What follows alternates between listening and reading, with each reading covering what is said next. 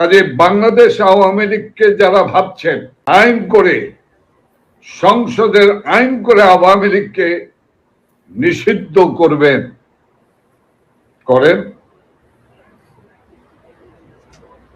করেন, আমরাও অপেক্ষা করছি, আমরাও দেখছি।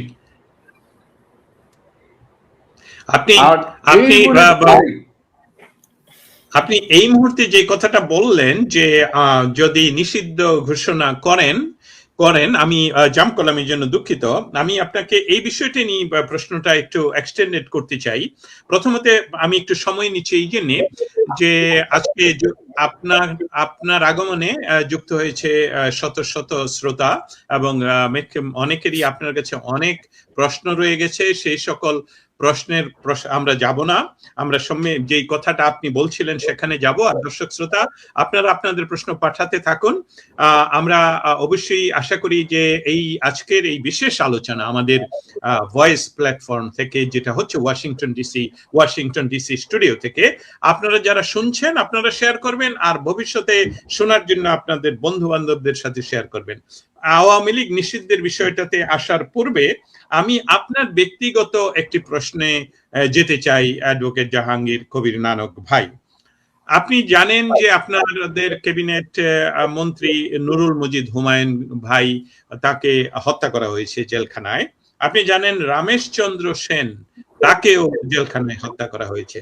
আমি আপনাকে সরাসরি প্রশ্ন করি, আপনি কি এইরকম পরিণতির আপনার ভাগ্য ইউনূস সরকার ঘটাবে বলেই আপনি নিরাপদ অবস্থানে গিয়েছেন, না এর পেছনে অন্য কোনো রাজনৈতিক কাজ রয়েছে?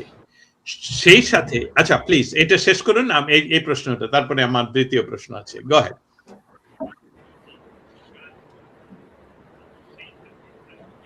জাহাঙ্গীর কবির নানক।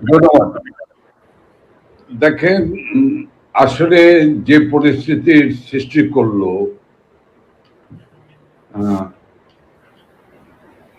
সে পরিস্থিতি এই ফ্যাসিস্ট ইউনূস সরকার এবং তার জঙ্গি বাহিনী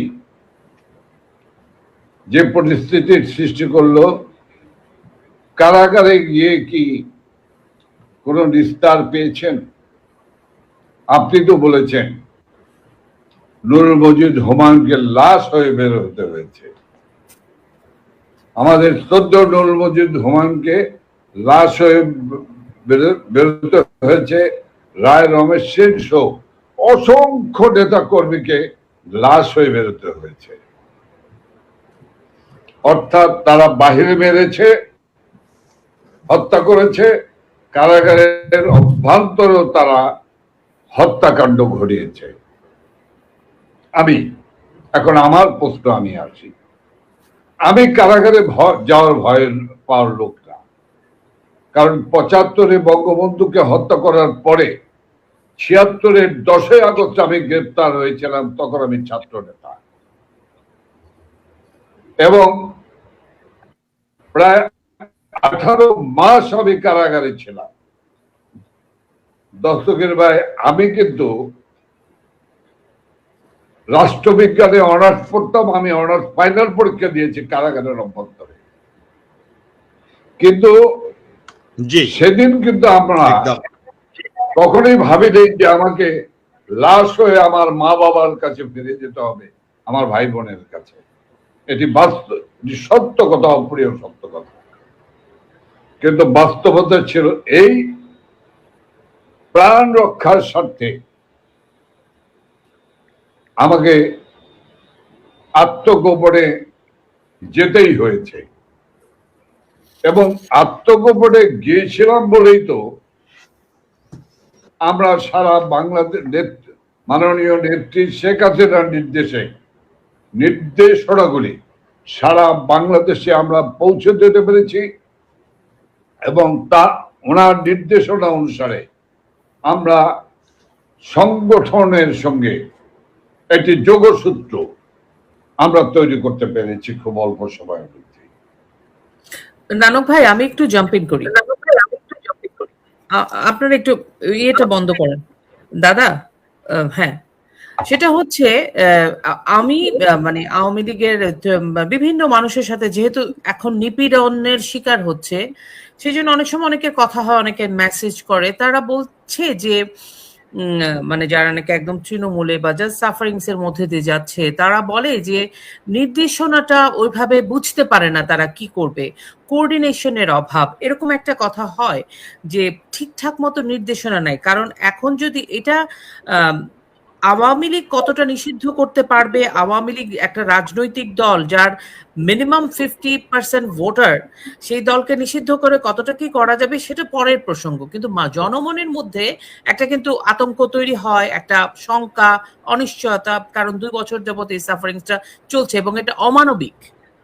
এই অবস্থায় যদি তারা এরকম কোনো মানে কাজ করেই ফেলে, বিএনপি জামাত এই সরকারের কথা বলছি, করতেই পারে, কারণ ইউনূস নির্বাহী আদেশ দিয়ে হাফ কাজ করে গেছে, কার্যক্রম নিষিদ্ধ, এখন they will finish, Yunus started they finish, এরকম একটা পরিকল্পনা হচ্ছে, অসম্ভব নাও হতে পারে।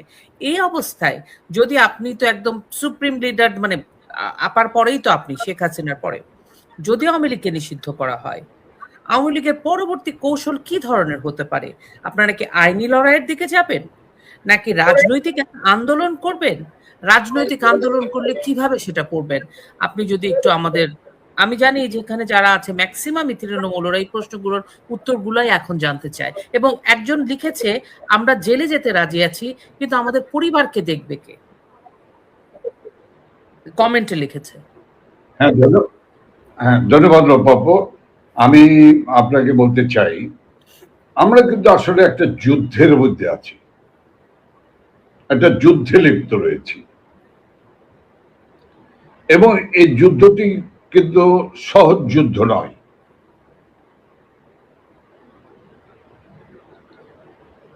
কেন সহজ যুদ্ধ নয় সেটার বিশদ বিশ্লেষণ রয়েছে, সেই সময় নেই আজকে।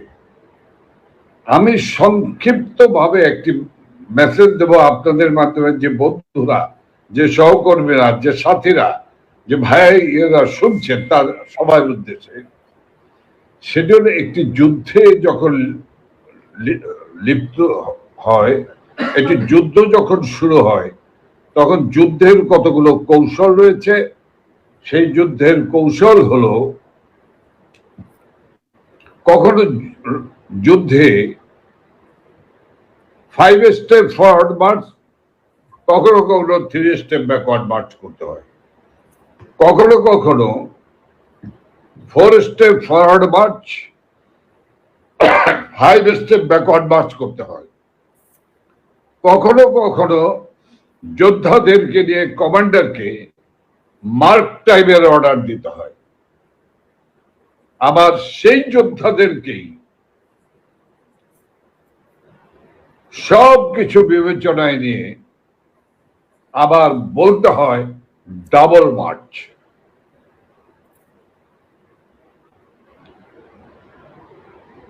কাজে আমি বিশ্বাস করি, আমাদের যে ভাইয়েরা কারাগারে রয়েছেন, আমরা দেখেন, আমরা কিছু মানুষ আছি যারা নেতৃত্ব নির্দেশে সারা বাংলাদেশের কথা বলি। যেমন গতকালকেও আমি রংপুরের মিঠাপুকুর উপজেলায় কথা বলেছি। শুধু জেলায় জেলায় নয়, আমরা উপজেলা পর্যায়ে পর্যন্ত কথা বলছি নেত্রীর নির্দেশে। আমাদেরকে, কর্মীদেরকে, আমাদেরকে তো একটা হৃদয় দিতেই হয়, দিতেই হবে, কারণ আমাদের জন্য অপেক্ষা করছে একটি চূড়ান্ত ধাক্কা, আমাদের দিতেই হবে। কারণ এই দলটি বসে থাকার দল নয়। আমি কিন্তু পূর্বেই বলেছি, আজকে জামাত একটি শক্তি, জামাত শিবির একটি অপশক্তি, বিএনপি আরেকটি ক্ষমতাসীন শক্তি। আজকে যারা বাংলাদেশে যারা জামাতকে বিরোধী দলের মর্যাদায় এনে আওয়ামী লীগকে নিষিদ্ধ রেখে যারা করছেন, তাদের অশুভ উদ্দেশ্য আমরা জানি। তাদের অশুভ উদ্দেশ্য হলো বাংলাদেশকে একটি জঙ্গিবাদীদের একটি অভয়ারণ্য পরিণত করা।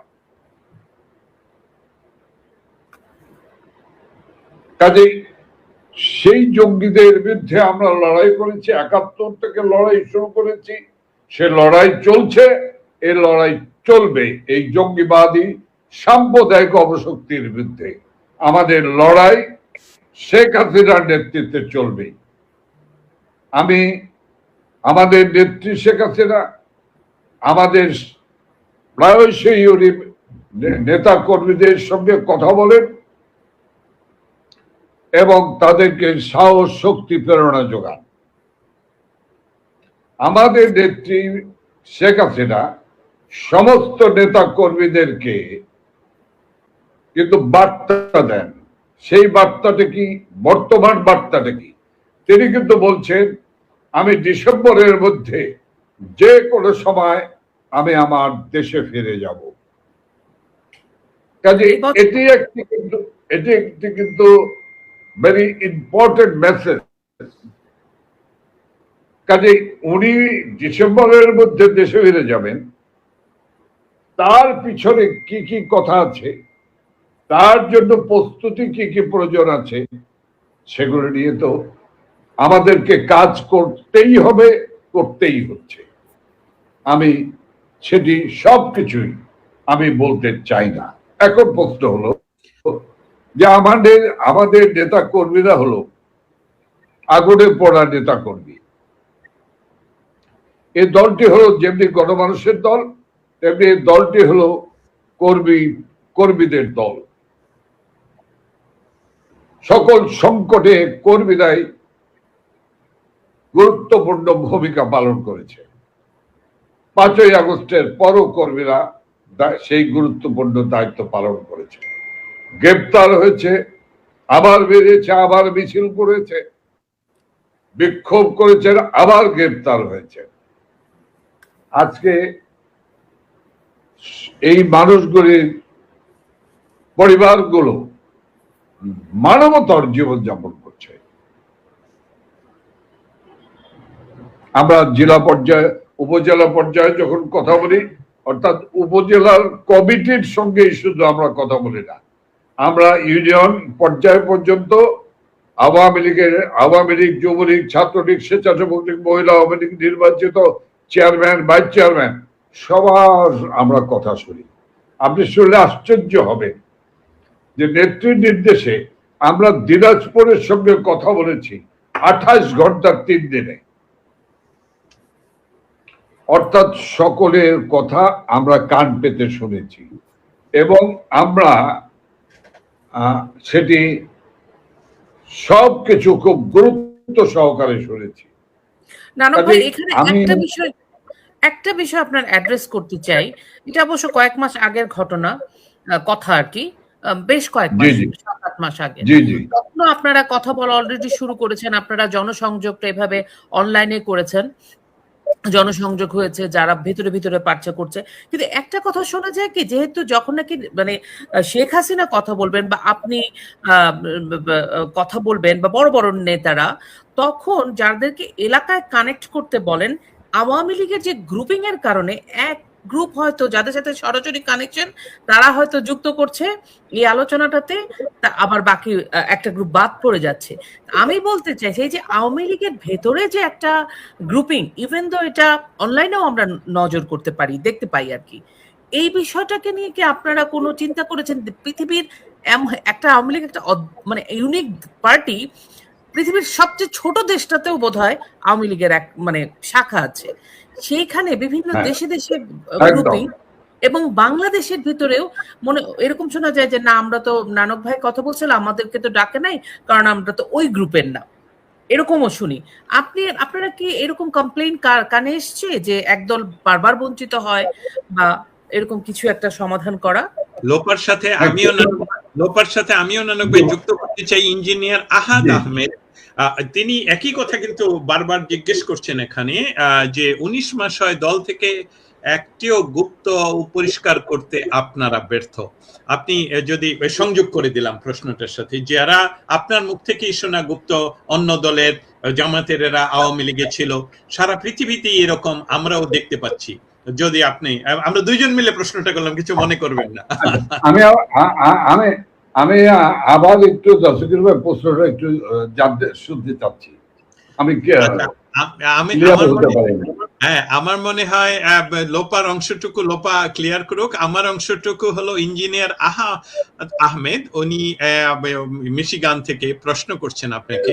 19 মাস হয় বাংলাদেশ আওয়ামী লীগ বা দল থেকে একটিও গুপ্ত পরিষ্কার করতে আপনারা ব্যর্থ। মানে যারা আওয়ামী লীগের ভিতরে গুপ্তচর হয়ে অন্য দলের হয়ে জামাতি হয়ে বসে আছে, যারা আওয়ামী লীগার না, তাদেরকে বের এখনো পরিষ্কার করা গেল না। এটাকে আপনি বাংলাদেশ আওয়ামী লীগের প্রেসিডিয়াম মেম্বার হিসাবে এটা কিভাবে দেখছেন?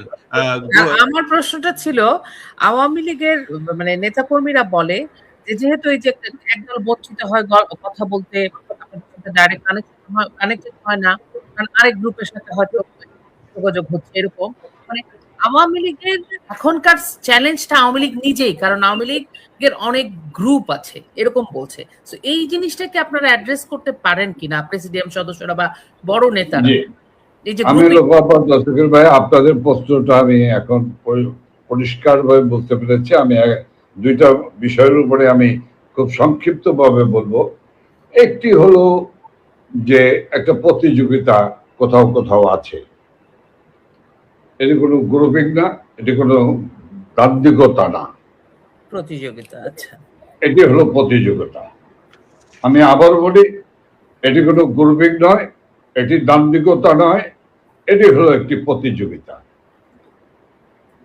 দেখেন, একটি প্রতিযোগিতা যদি একটি দলের ভিতরে না থাকে, তখন ওই দলটি একটি চেয়ার টেবিল জলবস্তুতে পরিণত হয়। কাজে প্রতিযোগিতা থাকতেই হবে। তারপরে হলো, আওয়ামী লীগ তো কোনো ক্লাস অর্গানাইজেশন না, শ্রেণী সংগঠন নয়। সেই কারণে আওয়ামী লীগ একটা মাল্টি ক্লাস পার্টি। এই পার্টিটির ভিতরে প্রতিযোগিতা থাকবে, সে প্রতিযোগিতার জন্য প্রতিহিংসায় পরিণত না হয়, সেদিকে সতর্ক দৃষ্টি রাখা হলো আমাদের দায়িত্ব এবং কর্তব্য।